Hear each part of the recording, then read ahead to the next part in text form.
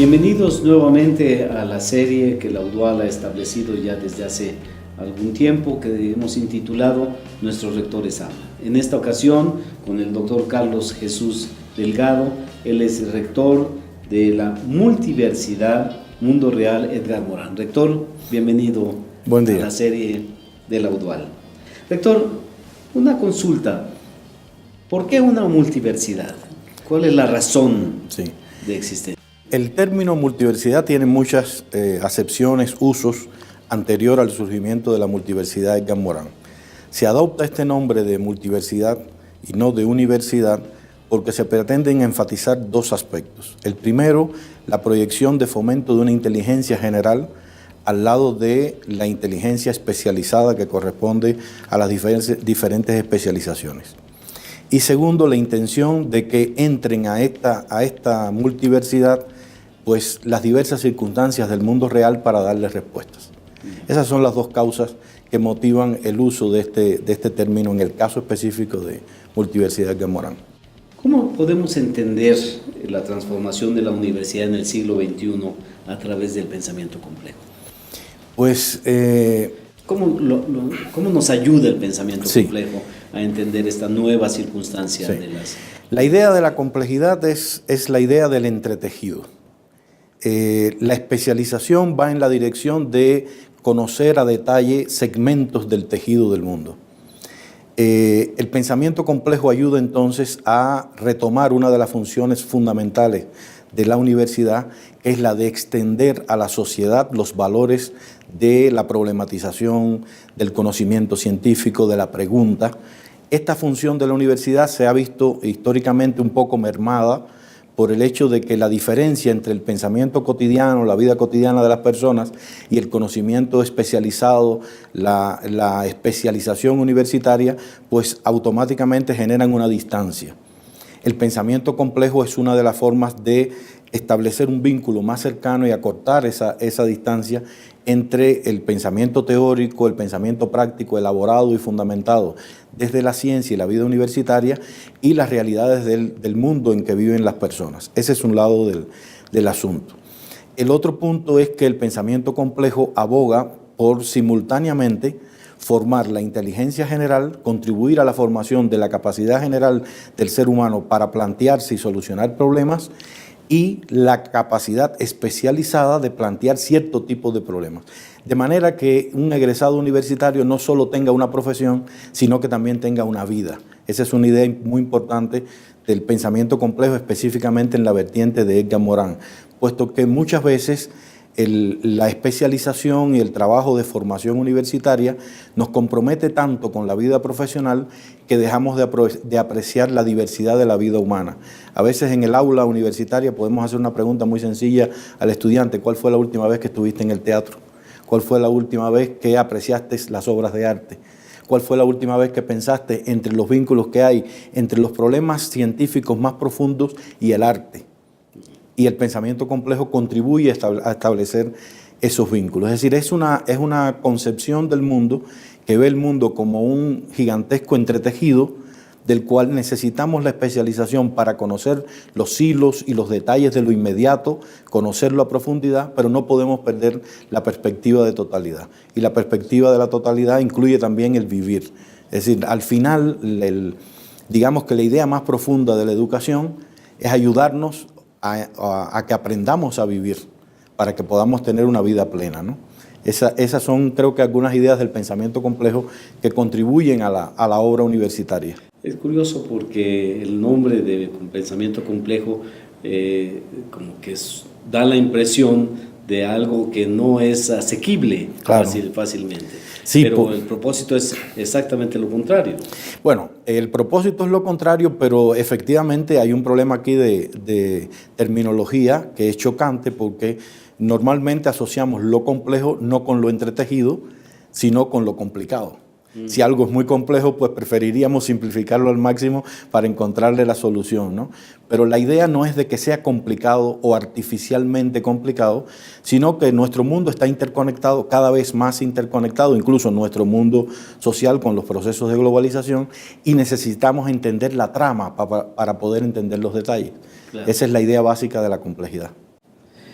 Bioética, estudios de género, hombres que quieren ser dioses. ¿Cómo se leen estas tendencias en la filosofía de Edgar Morin? Pues creo que ahí tenemos, no solo en la filosofía de Edgar Morin, sino en el pensamiento contemporáneo, un conjunto de asideros muy importantes. Estamos viviendo en un mundo primero heterogéneo, diverso, muy conectado. Entonces automáticamente la pregunta por la ética, en primer lugar, pues se levanta, porque ya no podemos aspirar a que la ética que yo comparto, que puede ser laica, puede ser religiosa, puede ser proveniente de una comunidad, sea la que todo el mundo acepte. Sin embargo, los problemas que tenemos por delante son comunes. Entonces necesitamos dialogar desde el punto de vista moral para formar consenso. Esta es una idea muy importante, no para llegar a acuerdos, sino formar consenso, es decir, un momento transicional, quizás temporal, tendremos que revisarlo un poco más adelante, pero algo que nos permita andar juntos, construir una moralidad en conjunto. Y esa es la idea de la bioética. También estamos enfrentando un mundo que es altamente dominado por determinadas ideas. A veces se expresan más claro en el mundo de la economía, pero no están solo en el mundo de la economía. Es decir, vivimos en un mundo que tiende al provecho, que tiende a la eficiencia, que correlaciona la verdad con la eficiencia y con el provecho, y que muchas veces nos hace menospreciar cuestiones básicas de la vida que son extraordinarias, o de la percepción del mundo, como puede ser disfrutar de un amanecer, que casi nunca disfrutamos de él porque estamos corriendo para llegar temprano al trabajo, o de una obra de arte cualquiera dentro de un contexto de disfrute, digamos que social, ciudadano y demás. Entonces, en ese plano también necesitamos revisar cuáles son nuestros sistemas de valores, y no hay nadie que tenga la vara mágica de la verdad en la mano con respecto a los valores. Necesitamos dialogar y construir juntos. Entonces ya no es solo una bioética, ya no es solo una cuestión de ética o de una normatividad, sino tiene que ver mucho también con cómo construimos la vida social, tomando en cuenta que hay diversidad de personas, pero que los problemas que tenemos que enfrentar son los mismos. Ya sea un problema de salud, ya sea un problema de cómo construimos la vida social, de cómo educamos a nuestros hijos. No importa a qué comunidad moral pertenezcamos, los problemas son iguales si vivimos en las mismas ciudades, si vivimos en los mismos países, si nuestros países están conectados. Esto abre todo un universo nuevo para las universidades y para la enseñanza universitaria, porque no sabemos dialogar. Y entonces aprender el diálogo, las reglas del diálogo, el escuchar al otro, en compartir en un pequeño detalle o en un conjunto de factores mucho más amplios con otras personas, con otras comunidades, es un aprendizaje también ciudadano que entra en la universidad, y creo que es muy importante para este siglo. Además, hay otras amenazas. Usted mencionó el tema de convertirnos o de creernos en dioses. Es decir, realmente esta idea que en los últimos tiempos se acompaña del desarrollo científico-tecnológico y que se acompaña de elaboraciones ideológicas que quizás cuando fueron formuladas después de la Segunda Guerra Mundial, pues no se le prestó casi atención. La idea de que el ser humano tiene derecho a todo y que por tanto el ser humano podría perfeccionar hasta su propio cuerpo, pues tendríamos que colocarla frente a un gigantesco signo de interrogación. Pero nadie tiene el derecho de prohibir, como nadie tiene el derecho de permitir. De nuevo se vuelve a necesitar un diálogo de científicos, de no científicos, de ciudadanía, donde está por supuesto involucrada la política. La política que tenemos en el mundo, está claro, es una política de intereses, pero el mundo enfrenta problemas conjuntos, entonces necesitaríamos una política de humanidad.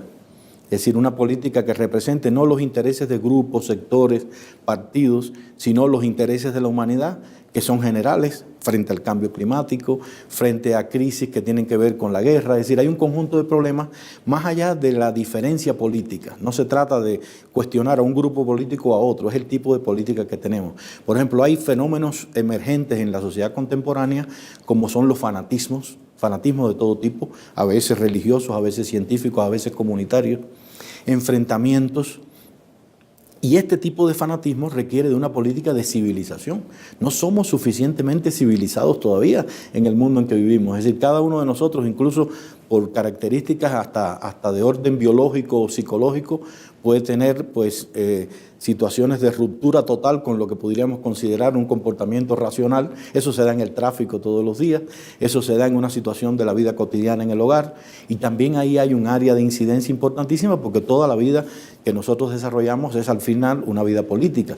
Entonces también la transformación de la política entra dentro de este sector, sin pensarlo en el sentido de la política que tiene que ver con el Estado, la política que tiene que ver con el poder político en particular, sino tomando el concepto de política en el sentido más amplio. Todo lo que hacemos en la sociedad es político, por ejemplo, las decisiones sobre educación y demás, ¿no? O las decisiones sobre salud. Entonces ahí necesitamos también formar personas que sean capaces de enfrentar el mundo de una manera cooperativa, no solo de una manera competitiva, de una manera colaborativa. Entonces, ahí hay un lugar para la educación y para estas concepciones que van desde la bioética hasta lo más profundo del pensamiento científico contemporáneo. Muy bien. ¿Cómo ven ustedes desde Multiversidad Mundo Real el rumbo de la educación superior actualmente?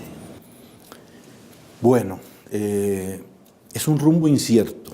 Tenemos una cantidad enorme de incógnitas, por ejemplo, con respecto a la cobertura de la educación superior, con respecto a la diversificación de la oferta de la educación superior en el mundo, e incluso con respecto a los pronósticos que existen de dónde estarán los centros de mayor presencia de estudiantes en el mundo. Hay una gran incertidumbre con respecto al vínculo entre educación superior y el crecimiento de las megaciudades. Las megaciudades están creciendo precisamente en la parte del mundo subdesarrollado, o lo que se llamó en un momento determinado el tercer mundo, y esto realmente es un gran signo de interrogación que reta a la educación superior. Ahora, la educación superior tiene una gigantesca potencialidad para enfrentar ese tipo de situaciones nuevas, porque en la educación superior está concentrada la inteligencia de la humanidad. El que se dedica a la enseñanza, el que se dedica a la investigación no es aquel que, según se dice en uno de esos dichos banales que hay por ahí, se dedica a la enseñanza aquel que no sabe hacer nada. No, la enseñanza tiene también dentro de sí un gigantesco potencial de personas habilitadas para pensar y para contribuir a la solución de problemas.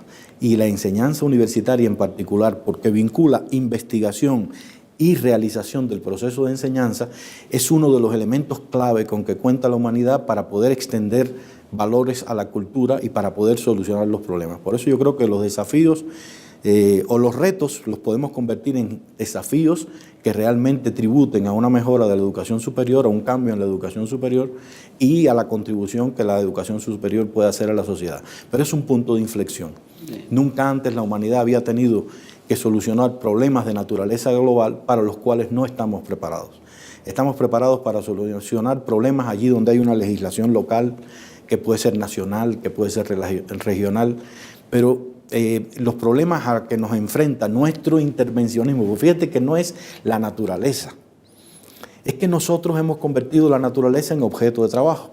Y como la hemos convertido en objeto de trabajo, ahora nos quedamos cortos con nuestras legislaciones regionales, nacionales, para poder atender al tipo de reacción que tenemos de esa naturaleza. Digamos, los problemas vinculados a las bioregiones, pensar nada más en el Caribe, la cantidad de estados insulares que tiene y todos los que están en los alrededores de la cuenca del Caribe, la diversidad de esos estados, cómo lograr un tipo de intervención que aproveche los resultados que la ciencia da, que la ciencia universitaria en particular da, y que al mismo tiempo potencie un tipo de relación mundial diferente. También tenemos un problema estrictamente de naturaleza política internacional, y es que después de la caída del muro de Berlín y de la ruptura de la bipolaridad, pues aparentemente tenemos un mundo pues ya no dividido en la confrontación entre dos grandes sistemas, pero han aparecido fuerzas y conflictos de otro tipo, como es el caso del terrorismo, o es la posibilidad de que determinadas potencias entonces puedan ejercer un poder sobredimensionado en la toma de decisiones. Y entonces ahí también se necesita inteligencia universitaria y se necesita el aporte de las universidades, y por eso yo creo que efectivamente el reto es impresionante, pero si lo convertimos en un desafío, es decir, si lo convertimos en un problema que incorpore las potencialidades de la comunidad universitaria y de la universidad como institución, pues hay muchas posibilidades de encontrar un conjunto muy amplio de soluciones. Yo creo que efectivamente la universidad tiene que, siendo el motor de las ideas, el generador de las ideas, tiene que ser la luz que arroje claridad sobre los distintos problemas que efectivamente hoy enfrentamos de manera global, como usted bien ha dicho. Rector, muchísimas gracias por esta conversación, ha sido un placer conversar con usted. Gracias y nos vemos muy pronto.